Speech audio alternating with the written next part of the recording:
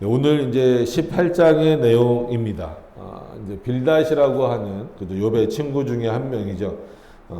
어떻게 보면 엘리바스가 워낙 많은 그 표현을 하다 보니까 빌닷이나 소발은 상대적으로 좀 뭐라 그럴까요? 적은 분량을 얘기하는 것처럼 보이지만 내용만 놓고 보면 결코 그렇지 않습니다. 그러니까 엘리바스 못지않게 빌닷도 그렇고 소발도 그렇고 그 하는 표현들이나 이런 내용들이 그들에게 버금가는 거예요. 그렇다고 계속 우리가 얘기하는 것처럼 엘리바스나 빌닷이나 소발이 정확하게 하나님의 뜻을 알고 파악한다 이런 건 아니지만 그 당대의 어떤 그 최고의 학자들 아니면 어떤 그 시대를 이끌어가는 자들로서 공이 높은 위치에 있는 인물이다라고 하는 거예요. 자, 이런 말씀을 드린 것은 어쨌거나 어떤 그 시대를 이렇게 크게 주관하는 큰 흐름을 잡아가는 그런 논리가 있습니다. 그게 윤리가 그 안에는 그 논리 안에는 윤리도 포함되고 당연히 종교성도 포함되고 도덕적인 부분들도 포함이 됩니다. 그래서 예를 들면 그런 거예요. 우리나라도 이렇게 역사를 쭉 살펴보면 워낙 우리는 이제 조선시대가 가장 좀 가깝잖아요. 그러니까 대한민국의 어떤 그 앞에 대한제국이라는 것도 있었지만 어찌됐건 간에 조선시대가 가장 가깝기 때문에 조선시대가 곧 우리나라의 그 문화를 대변하는 것처럼 종교를 대변하는 것처럼 이렇게 이제 인식이 돼 있죠. 그래서 한국을 동방예의지국이다 아니면 유교 문화다 이렇게 한 것도 결국은 어느 때 불려진 이름입니까? 다 조선시대 때 불려진 이름이에요. 근데 여러분들이 잘 아시는 것처럼 삼국시대만 가더라도 삼국시대 전에 이제 또 고려시대가 껴있잖아요. 그때만 가더라도 유교랑은 전혀 상관없는 게 대한민국 문화예요. 삼국시대 가면 또 다르고. 그러니까 이런 식으로 같은 그러니까 대한민국 한 민족이라고 하더라도 어떤 그 시대에 따라서 그게 1000년이 될 수도 있고 500년이 될 수도 있고 그래서 우리가 조선왕조 500년 이렇게 부르듯이 그렇게 그 시대에 중요하게 여기는 가치들이 있다라고 하는 거예요. 그게 사람의 논리를 지배하고 윤리를 지배하고 종교를 지배하는 그러한 내용들입니다. 그래서 대한민국 같은 경우도 벌써 이제 또 광복 이후에 70년, 80년이 지나고 이런 시기가 됐기 때문에 이제는 어떤 모양으로든지 대한민국을 지배하는 그런 가치관들이 생겨나게 돼요. 근데 이제 어떤 한 사상이 지배하는 나라들보다는 대한민국은 좀 자유롭잖아요. 그러니까는 정치적으로도 민주주의이긴 하지만 여러 가지 또 사고들이 또 있고, 그러니까 이제는 그런 내용들이 이제 문화가 돼버린 곳이 많이 있죠. 불교 문화권이라는 나라들도 있고, 이슬람 문화권도 있고, 기독교 문화권도 있고. 근데 대한민국은 어디라고 특정 짓기는 굉장히 좀 어려운 나라입니다. 그래서 조금 더 어려운 것 같아요. 이 한국이라는 나라에서 살아가는 것도 그렇고 가치관을 한 곳에 딱 잡고 가는 것도 그렇고 어떤 종교적인 부분들을 딱 내세우기도 그래요. 그러니까는 미국은 아무리 지금 동성애가 열리기도 하고 여러 가지 많은 문제들이 있지만 어찌됐건 간에 미국의 대통령이 되려면 어디에 선서를 해야 됩니까? 성경 위에 손을 얹고 선서를 해야 되잖아요. 그러니까 그게 안타까운 것은 이제 종교적인 의미에서 문화적인 부분으로, 그러니까 기독교 문화로 그게 이제 미국 문화를 자리 잡게 만드는 내용이 돼버렸잖아요. 그래서 성경적 가치를 높이는 대통령이 됐든 그러지 않는 대통령이 됐든 일단 미국에서 대통령이 되려면 어디에 손을 얹고 선서를 해야 되는 구조가 됐어요? 성경에 손을 얹고. 대한민국은 그럴 수가 없습니다.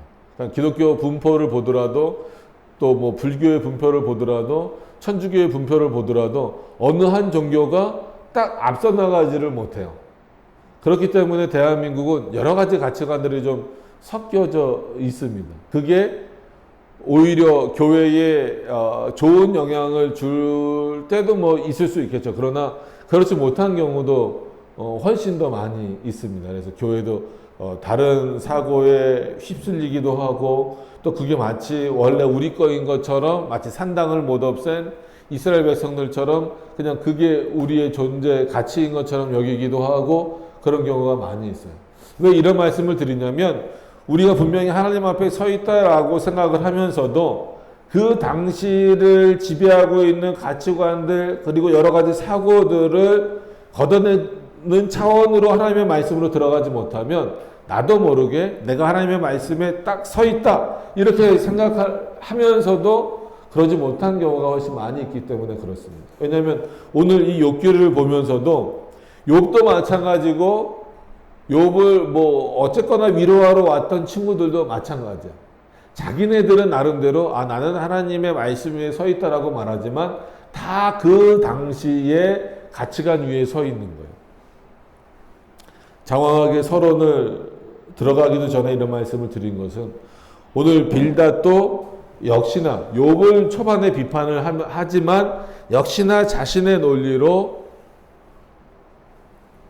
이야기를 펼쳐나가는 내용이 있어요. 그게 뭐가 문제인지를 오늘은 좀 분명하게 확인을 좀 하셔야 되는 부분이 있기 때문에 이런 말씀을 좀 드린 겁니다. 자, 18장 1절부터 좀 보시면 수아 사람 빌닷이 대답하여 가로되 너희가 어느 때까지 말을 찾겠느냐. 너희라고 했지만 이건 욥이죠. 그죠? 물론 이제 친구들을 포함한 표현이긴 하지만 결국은 욥을 향한 화살이야. 그냥 말을 찾겠느냐라는 것 자체가 그거잖아요. 너희의 어떤 말을 하려면 사람은 사고에서 다 나오는 거예요. 생각 가운데, 그러니까 우리가 무의식적으로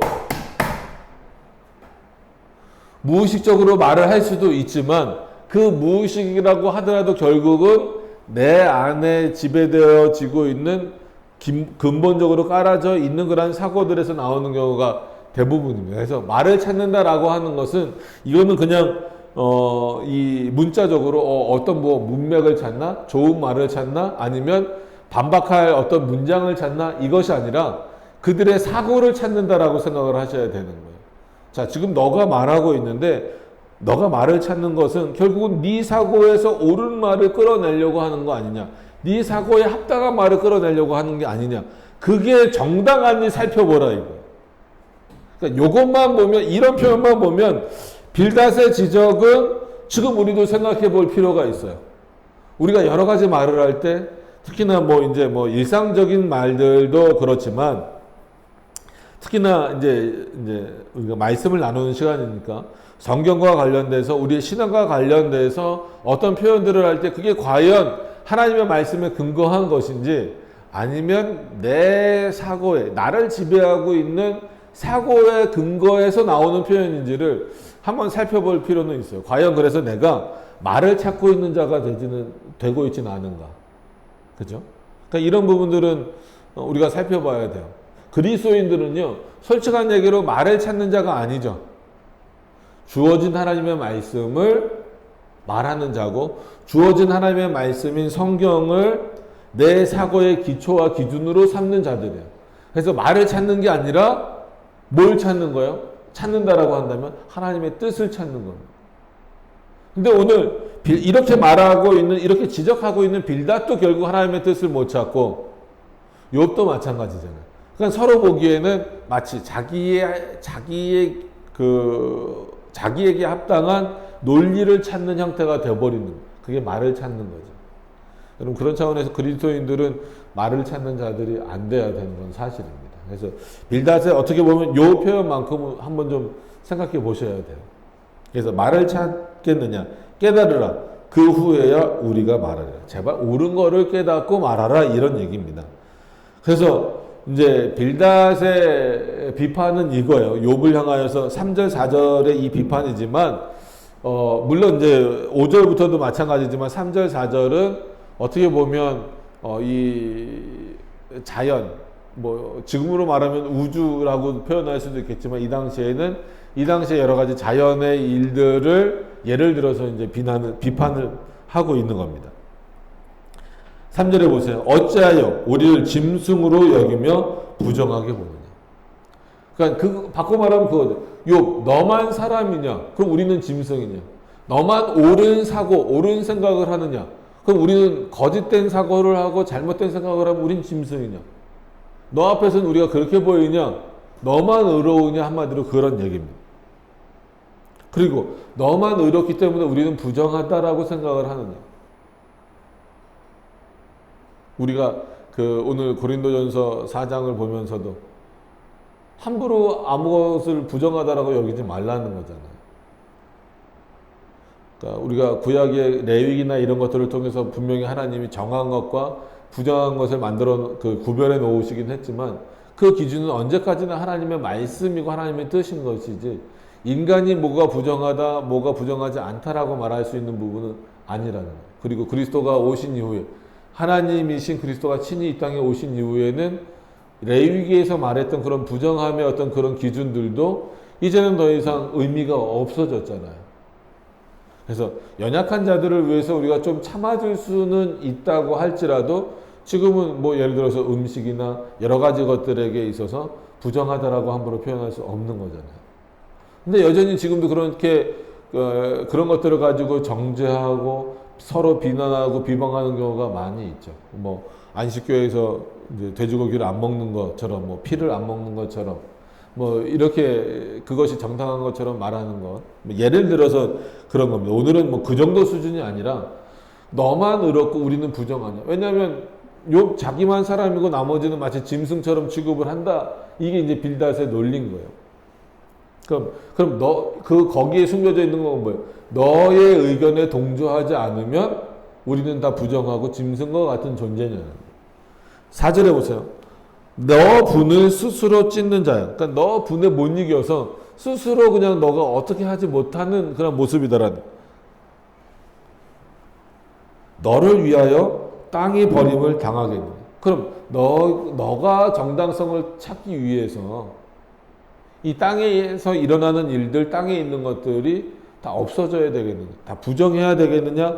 다 버림, 한마디로 옳은 것에서 버림을 당해야 되겠느냐라는 거예요.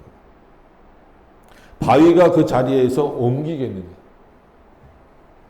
너의 의로움이라면 바위라도 옮겨야 되는 것이냐? 이런 논리인 거죠. 그러니까 너는 이만큼 교만하다. 마치 자연도 네 발 아래 두려고 한다라는 거죠. 그거 뭐겠어요? 그냥 모든 것이 하나님의 뜻과는 상관없이 너 뜻대로 되기를 원한다라는 거예요. 그러니까 이런 빌닷의 지적은 어느 정도는 맞는 거죠. 욥이 실제로 자기를 너무 변증하다 보니까 어떤 면에서는 좀 과하게 하나님도 마치 자신을 변증하기 위해서 마치 변론장에 세우려고 하기도 하고 자기의 의로움을 드러내는 어떤 그런 차원에서 왜냐하면 욥이 당한 그러한 어떤 그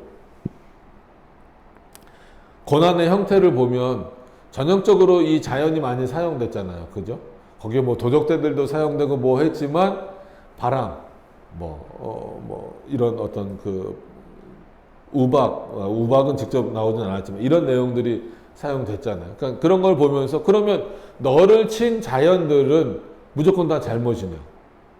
그럼 그걸 저주받았다라고 해야 될 거고 그 땅들은 다 버림받았다라고 말할 거고 그 땅들도 저주받았다라고 말할 거면 하나님이 만들어 놓으신 이 자연은 그럼 뭐가 되느냐?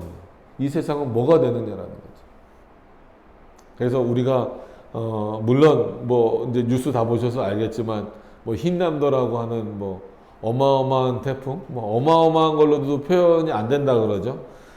대한민국 역사상 경험해 보지 못한 태풍이 올라오고 있다. 그래서 많은 사람들을 긴장케 하고 있잖아요. 그래서 저번 수해 때도 그 폭우 때도 여러 사람들이 이제 손해를 입기도 했지만 교회들도 많이 특히 지하에 있는 교회나 이런 교회들이 침수당하기도 하고 막 이런 걸 보면서 참 가슴 아프기도 했는데 이런 자연현상을 보면서도 우리는 하나님 앞에서 늘 겸손해야 돼요. 그래서 예전에 이제 제가 부교육자로 있던 교회에서 그렇게 설교를 한 적이 있었어요.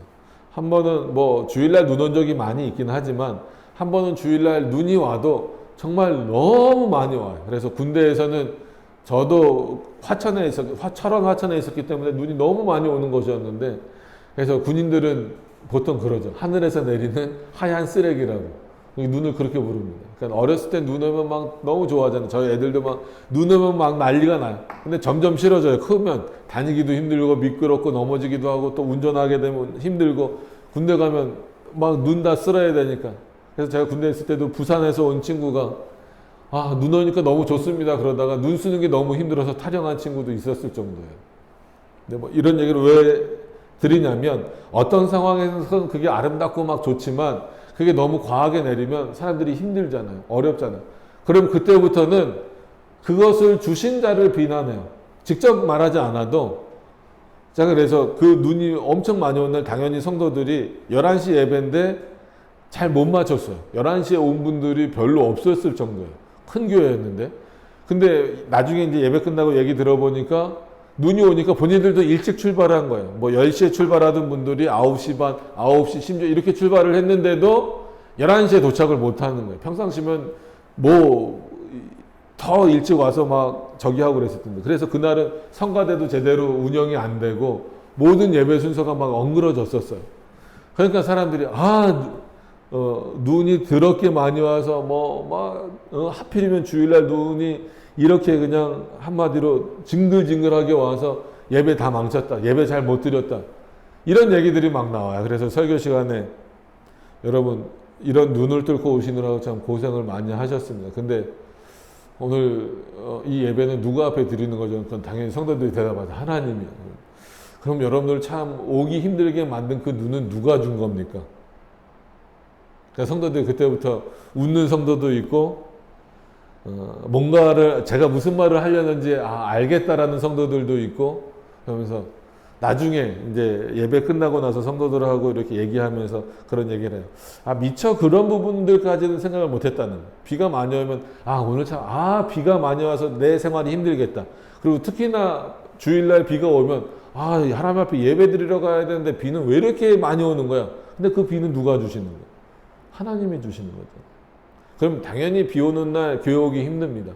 눈 오는 날 저도 인천에서 서울까지 그 새벽 예배 하러 가거나 이럴 때는요, 어떨 때는 목숨을 걸고 가야 될 때가 있어요. 차가 제 마음대로 안 갈 때가 있어요. 어쩔 수 없이 뭐 새벽엔 지하철도 없잖아요. 그럼에도 불구하고 결국은 그 눈도 누가 주시는 거예요? 하나님이 주시는 거예요. 그것 때문에 피해를 입은 부분들에 대해서는 참 안타깝고 그럼에도 불구하고 하나님이 주신 것에 대해서 인식하지 못하면 우리가 어느 순간에 하나님 앞에 나온다라고 하면서도 그게 불편한 거예요. 오늘도 어쨌거나 비가 왔잖아요.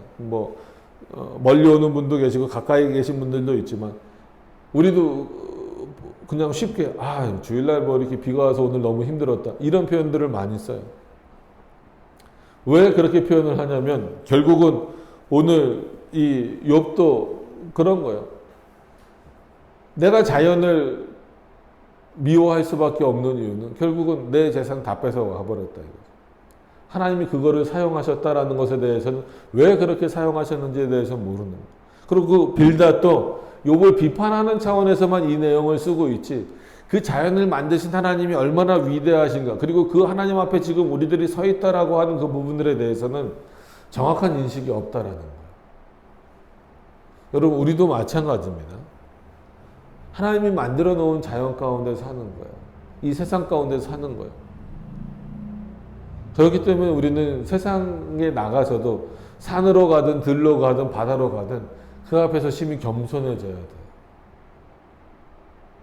그래서 그리스도인들이 더 자연 질서를 더 잘 지켜야 되고 환경 오염에 더 신경 써야 된다라고 하는 이유는 단순한 일반적 차원이 아니고 하나님이 만들어 놓으신 이 세상을 하나님의 명령대로 지키라는 차원에서 그리스도인은 도덕적인 수준에서가 아니고 하나님이 기뻐하시는 차원에서 하나님이 만들어 놓으신 자연을 그대로 보존하는 차원에서 그의 명령에 순종하는 차원에서 그 일을 열심히 지켜나가고 해야 되는 일이거든요.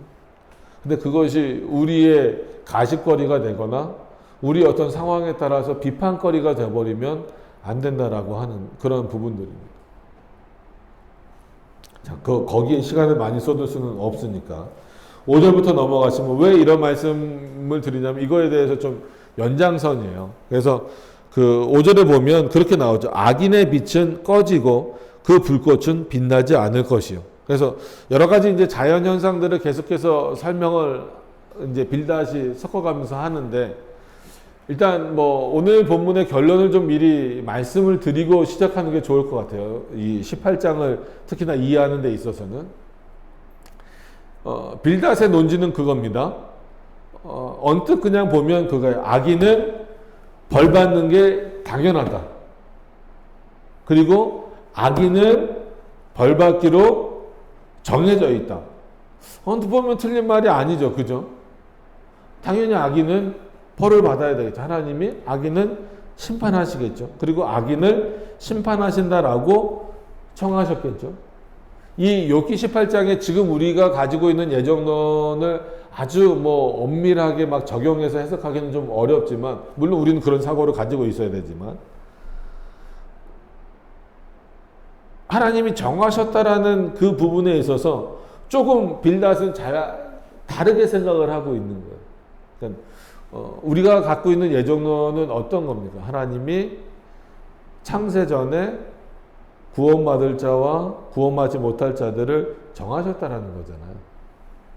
그래서 구원받지 못할 자들은 영원한 심판 때에 쓰고 영원한 지옥에 들어가게 된다라는 그런 어떤 내용으로서 우리가 이 예정론을 이해할 수 있는 겁니다. 근데 빌닷은 그거를 약간 다르게 이해하고 있는 부분이에요. 즉 하나님이 분명히 악인을 정죄하시기로 작정하셨는데, 그럼 이 악인이 언제 악인이 되었느냐?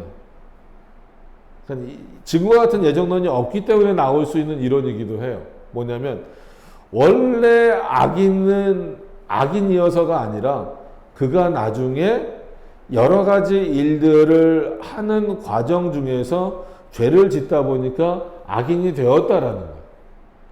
그러니까 다시 말하면 하나님은 악인이 되어지는 자들을 정죄하시는 분이다라는 게 빌닷의 논리입니다. 지금 우리가 가지고 있는 신학적 사고와는 조금 다르죠. 그죠? 그러니까 이런 논리를 가지고 지금 18장의 내용을 펼쳐나가는 거예요. 그래서 빌닷은 욥조차도 지금 어떤 인물로 판단을 합니까? 악인으로 판단을 하는 거예요. 근데 원래부터가 악인이라고 말하는 거예요? 그렇지 않다라는 거예요. 그렇지 않고 지금 너가 하는 행태를 놓고 보니까 너는 악인이 맞다라는 거예요. 지금은. 그렇기 때문에 하나님이 너를 정죄하시기로 정한 것은, 즉 결정하신 것은 마땅하고 당연한 것이다라는 거예요.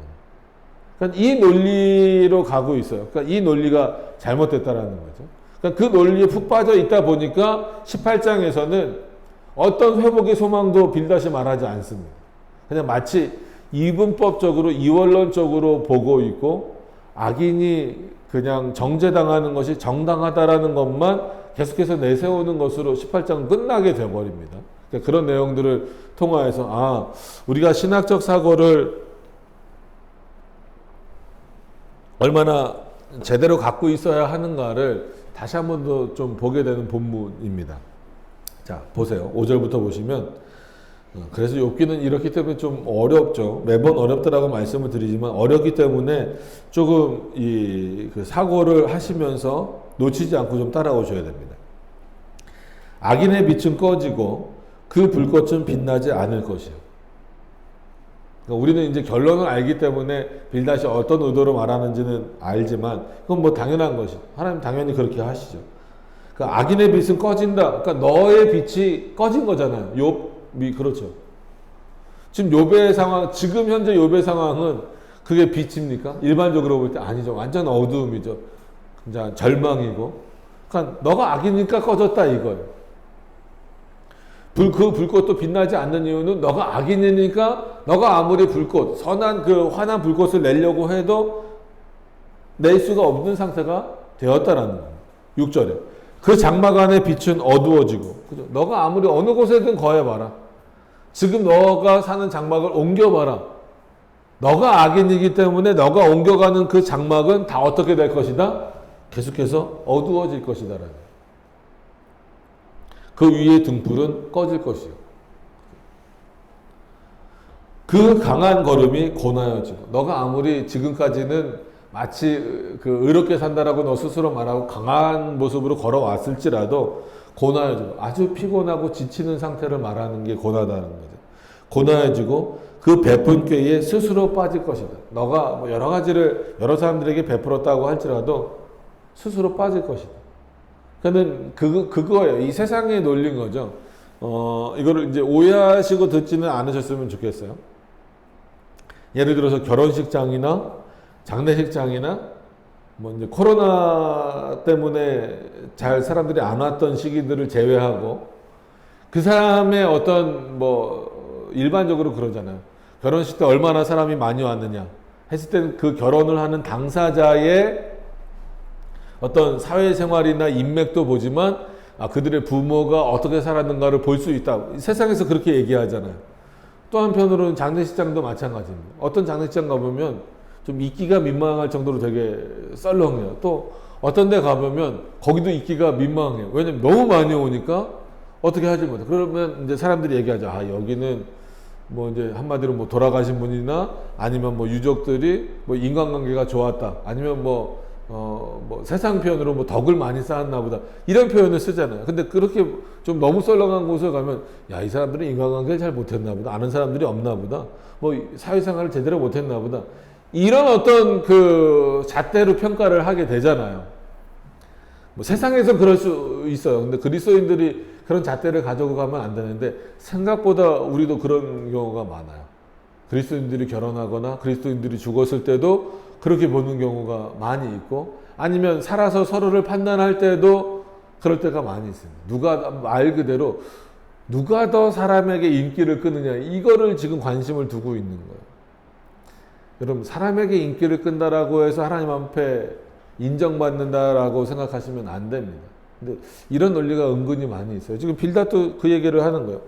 너가 베푼 꾀에 스스로 빠질 것이다. 이 얘기는 뭐냐면 그렇잖아요. 욥이 다 알고 있는 것처럼 우리가 초반에 이들은 현자다. 그래서 여러 가지 사람들에게 도움을 주는 거예요. 그래서 그 당시 사람들이 어려운 일을 겪거나 그러면 뭐 물질적인 도움도 욥에게 요청을 했겠지만 욥의 지혜를 구하러 많이들 찾아왔었다라고 했잖아요. 그래서 그럼 욥이 이렇게 해라 저렇게 해라. 그러면 그 욥 주변에 욥에게 여러 모양으로 도움을 얻었던 사람들이 굉장히 많았을 텐데 욥이 실제로 이런 고난을 당했을 때 너를 위로하러 왔던 사람들이 누가 있는 거예요?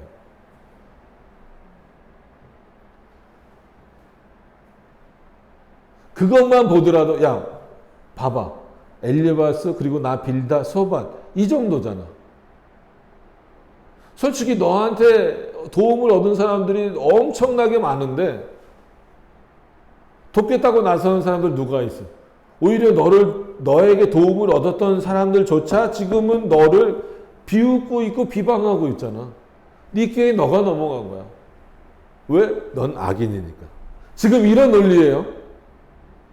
언뜻 보면 이게 다 맞는 것 같지만 빌닷의 결론은 뭐라고요? 하나님은 악인을 정죄하시는데 그냥 어떤 뭐 회복의 길이 아니라 왜 회복의 길이 필요 없냐면 이들은 자기 죄로 인하여 그러니까 원래 악인이 아니고 원래 정죄당하기로 정한 자들이 아니고 자기 스스로가 악인의 길로 가버렸다라는 거예요. 그러니까 오해하시면 안 됩니다. 당연히 자기 스스로 죄를 진 거죠. 아담도 그렇고 뭐 유기자들도 그렇고 뭐 아담은 유기자는 아니지만 유기자들은 스스로 진 죄에 대해서 하나님이 형벌을 내리신 거기 때문에 그거에 대한 정당성은 당연히 성경에서 말하는 거지만 오늘 빌닷은 그거랑은 조금 다른 흐름이기 때문에 이해를 하시라는 거예요. 이해를 하셔야만 지금 뭐가 빌닷도 문제인지를 생각할 수 있다라는 겁니다. 그러니까 하나님은 마치 그냥 죄 지은 자들을 완전히 소멸시키고 진멸시키려고 기다리고 있는 분. 그러니까 여기는 뭐가 없어져 버린 거예요. 빌닷의 표현에서는 오늘 18장에서는 회개의 기회조차 다 뺏어버린 거예요. 그러니까 악인이 되면 무조건 정죄당하는 방식. 이런 내용으로 지금 넘어가고 있어요. 그러니까 우리가 그런 경우가 많은 거죠. 우리 사고 속에도 생각보다 많습니다. 이는 그 발이 8절입니다. 이는 그 발이 스스로 그물에 들어가고 엉는 줄을 밟으며 너가 스스로 들어간 거다. 하나님이 언제 들어가라고 한 적 있냐? 너가 스스로 들어가서 네 발이 스스로 얼마에 얽힌 거야. 그걸 왜 하나님으로 풀어달라 그래? 넌 그거 그렇게 된 게 정당한 거야. 이거예요.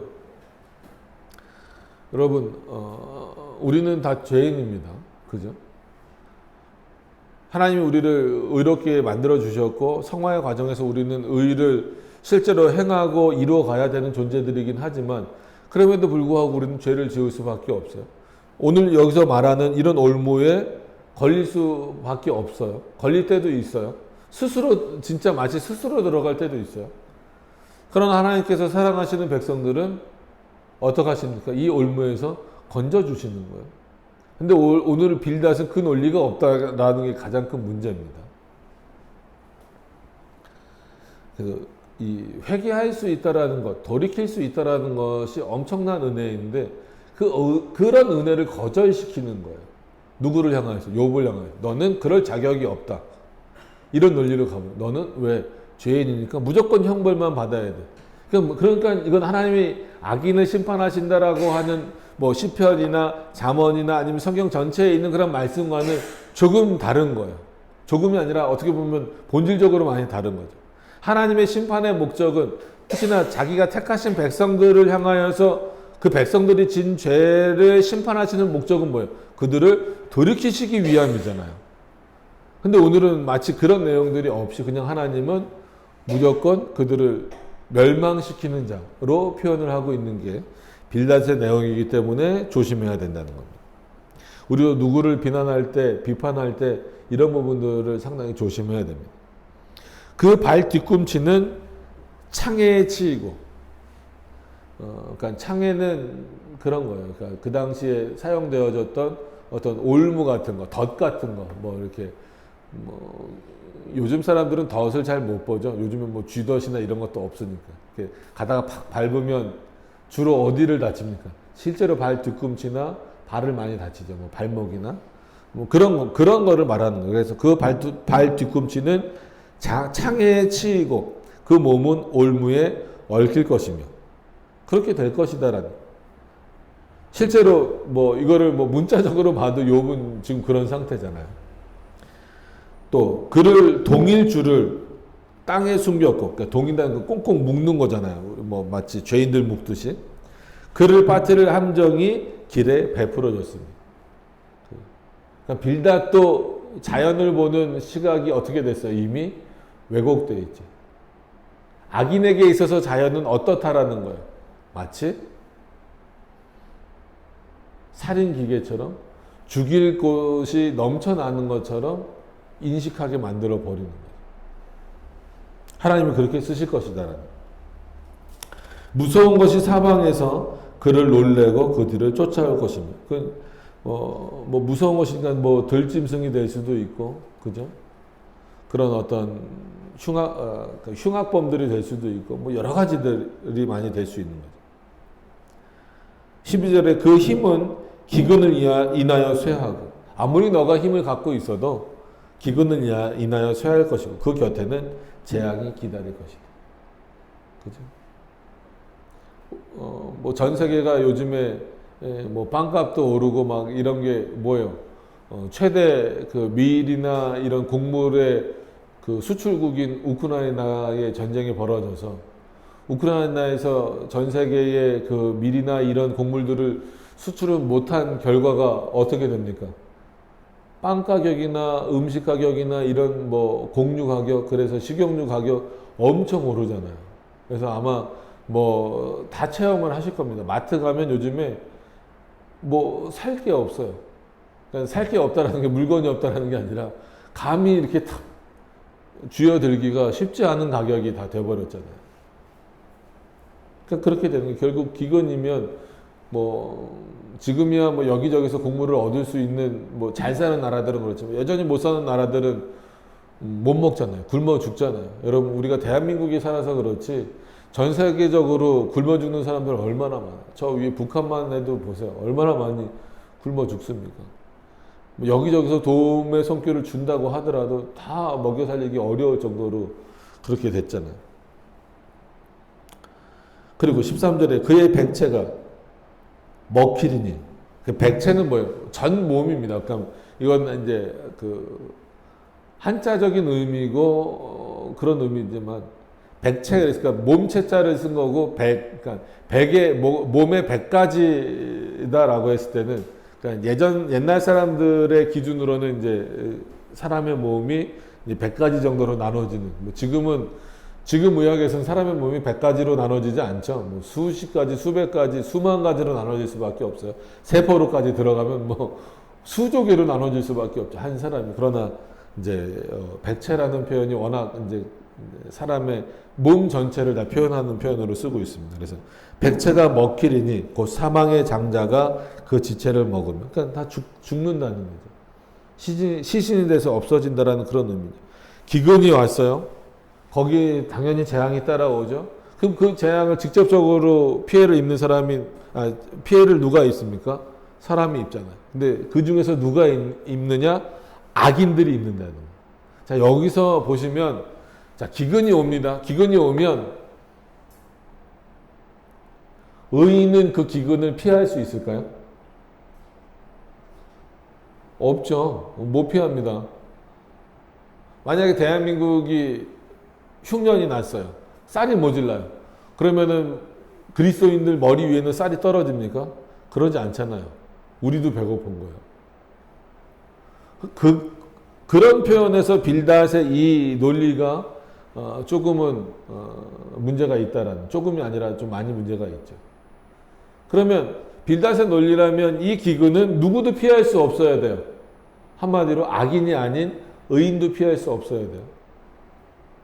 그래서 특히나 18장을 해석을 할 때 이제 이제 해석하는 분들이 그렇게 표현을 합니다. 하나님께서 이런 기근 가운데 있더라도 의인들은 건져내신다. 의인들은 그 재앙을 당하지 않도록 하신다라는 게 누구의 논리다? 빌닷의 논리다라는 거예요. 하나님이 실제로 그러신 분이다가 아니고 그것이 빌닷의 논리다라는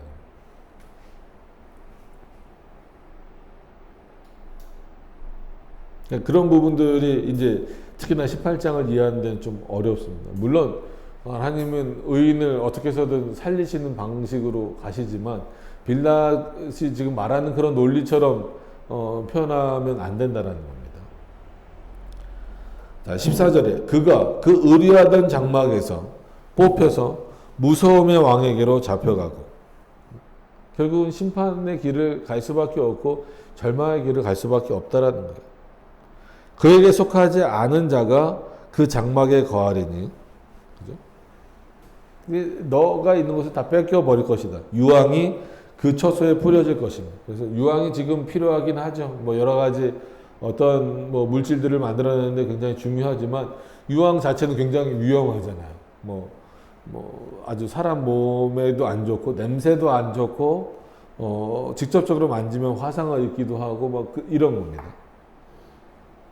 그래서 아래서는 그 뿌리가 마르고 16절에 위에서는 그 가지가 찍힐 것입니다. 악인에게는 자연이 어떻게 된다라는 거예요. 이렇다라는 거예요. 이것을 마치 이제 에덴 동산에서 쫓겨난 아담과 하와에게 말씀하신 것처럼 이 자연이 이제부터 너를 향하여서 엉겅퀴를 낼 거다. 이렇게만 단순히 비유하기는 좀 어렵다라는 거예요. 그러니까 성경에 그런 표현들이 있기 때문에 빌닷의 표현들도 그거를 말하나 보다. 그 정도의 내용을 말하나 보다라고 오해하는 경우가 있기 때문에 그렇지 않다라는 것을 지금 제가 계속해서 말씀을 드리는 거예요. 그의 기념이 땅에서 없어지고 그의 이름이 거리에서 전함이 없을 것입니다. 악인은 넌 어차피 멸망되고 소멸될 것인데 너의 이름이 남을 이유가 뭐가 있냐는 거죠. 우리가 이제 돌아가신 분들을 뭐 매장을 하든 화장을 하든 뭐 하든, 저도 어저께 이제 또 명절을 앞에 두고 아버지 낙골당 또 다녀왔는데, 한마디로 가서 이제 생각하는 건 뭐예요? 우리 그리스도인들 입장에서는 당연히 그 영혼은 지금 하나님의 나라에 계시지만 이 땅에서 이렇게 사셨구나, 또 우리 아버지로 또 장로님으로 또 성도로 이렇게 사셨구나, 이거를 그냥 생각하는 거잖아요. 그것도 생각하지 못하도록 너의 이름이 다 없어져 버릴 것이다. 악인은 그렇게 될 것이다라는. 이게 이제 빌닷의 논리입니다. 논리. 왜 그러냐? 너가 악인이기 때문에. 그러니까 너는 말을 만들어낼 필요가 없다. 어쩌면 그렇게 말을 만들어내고 있기 때문에 너는 뭐다? 악인이 될 수밖에 없다. 그럼 그 악인의 결과는 뭐라고요? 소망 없이 그냥 죽는 것 외에는 아무것도 없다라는. 18절로 넘어가서 보시면 그는 광명 중에서 흑암으로 몰려 들어가며 아무리 광명 중에 있으려고 해도 너의 끝은 어디다? 흑암이다. 세상에서 쫓겨날 것이며 그는 그 백성 가운데서 19절에 그는 그 백성 가운데서 아들도 없고 손자도 없을 것이며 지금 욥의 상황을 그대로 얘기한 거랑 비슷하죠. 그죠? 봐봐. 너가 악인이 되니까 결국은 너의 자손들도 다 없어지잖아. 이런 것과 똑같은 거. 그의 거하던 곳에는 한 사람도 남은 자가 없을 것이라. 욥 외에 아무도 없죠. 그죠? 다 떠나가고 다 죽고 짐승들조차도 다 없어진 상태입니다. 그의 날을 인하여 뒤에 오는 자가 앞선 자의 두려워하던 것 같이 놀라리라. 너가 심판당하는 것을 보면 그 후대 사람들도 그 내용을 듣고 아마 깜짝 놀랄 것이다. 그래서 악인은 저렇게 되는구나. 아마 그런 교훈을 얻지 않겠느냐라는 것이죠. 불의한 자의 집이 이러하고 하나님을 알지 못하는 자의 처소도 그러하리라. 그러니까 빌닷은 딱 단정을 짓는 거죠. 욥은 누구를 알지 못한다? 하나님을 알지 못한다. 그러니까 하나님을 어떻게 알지 못한다라는 거예요. 빌닷 자기가 알고 있는 것처럼 하나님을 알지 못한다라는 거예요. 그러니까 이 문장만 가지고 보면 분명히 욥도 빌닷도 하나님을 정확하게 아는 거는 아는 것 같아요. 그죠? 다 자기 말을 만들어내려고 하는 것 같아요. 지금 우리도 이런 부분들을 조심해야 된다라고 말씀을 드렸습니다. 근데 결국 빌닷도 욥을 비판하면서 자기 말을 만들어내지 말라라고 했으면서 빌닷 자기 자신이야말로 어떤 말을 만들어내서 지금 표현을 한 거예요. 자기 말을 만들어낸 거예요. 그러니까 비슷한 표현이기 때문에 어려워요. 그래서 제가 말씀드린 겁니다. 다시 한번 말씀드리죠. 악인을 심판하신다. 누가? 하나님이. 당연히 성경이 그렇게 말합니다.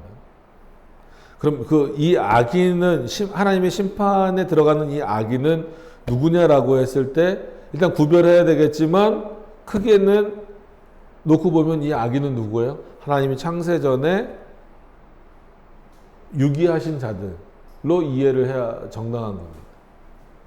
그렇지 않고 악인처럼 죄를 지은 자들, 그러나 하나님의 백성인 자들은 하나님이 왜 심판하실까요? 왜 그들을 향하여 정죄를 하실까요?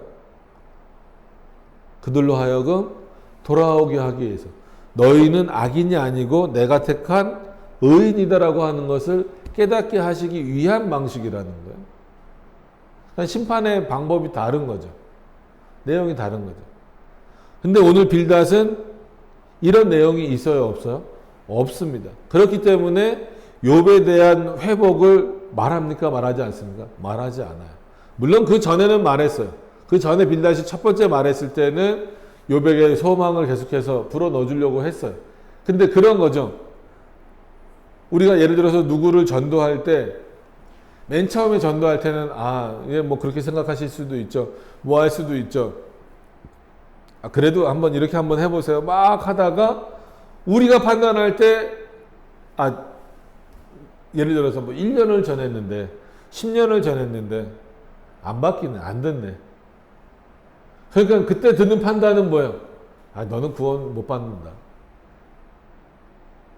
실제로 이런 경우가 되게 많습니다. 그죠? 전도에 있어서도. 그건 우리가 판단할 수 있는 문제가 아니죠. 근데 그렇게 판단해 버리면 그때부터는 너는 뭘 해도 안 되는 사람이야. 넌 뭘 해도 이제 그리스도인이 안 될 거야. 이렇게 생각을 하고 자기가 판단을 해버리는 거예요.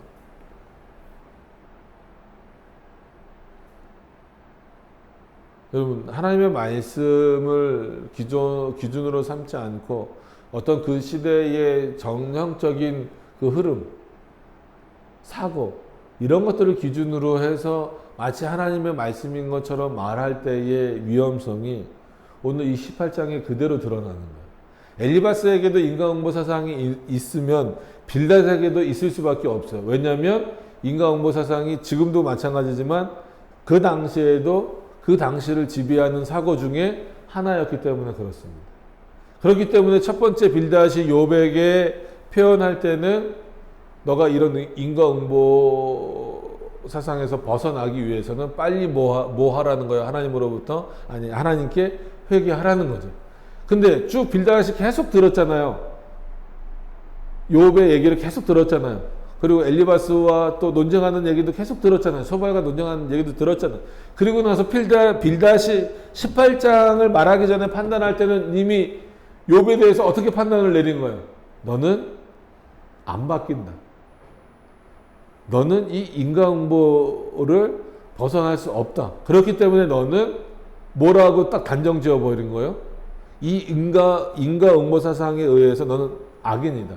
그러니까 결론적으로 이 인과응보를 너는 받을 수밖에 없고 하나님이 인과응보로 너를 정죄하실 것인데 그 정죄는 너가 회복될 길이 전혀 없는 길이다. 이런 차원의 표현이에요.